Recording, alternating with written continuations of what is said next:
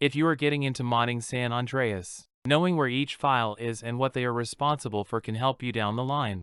In this video we'll go through the game directory.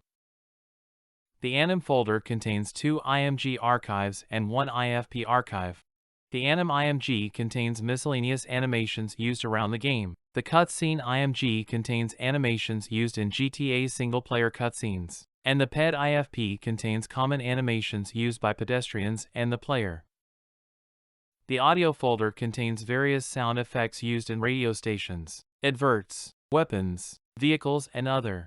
For information on which sound bank is used for which entities, check out GTA forums. The data folder contains configurations and placement files for various objects. Inside of the maps folder you will find readable IPL and IDE files. IPL is short for item placement, which is where object coordinates are defined. IDE is short for item definition, which is where object properties are defined. These readable files mostly contain terrain and LOD placements.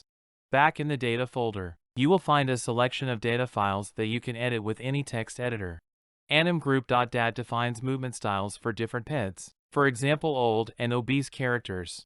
carcals.dat defines colors used by vehicles in-game. cargroup.dat separates vehicles into their own category, for example trucks and sedans. carmods.dat defines vehicle upgrade names and which vehicles supports these parts.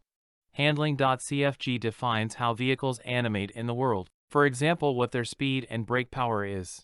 object.dat defines special properties for world objects, such as physics.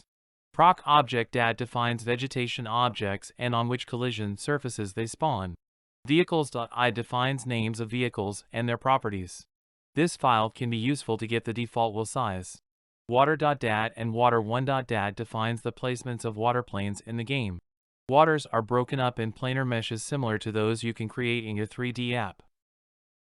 The models folder contains various models and textures. The generic folder contains a few shared texture dictionaries which we will explore in upcoming videos.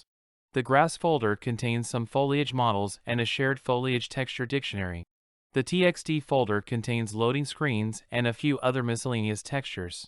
Back in the models folder, you have a few other files of interest which will be covered in future videos.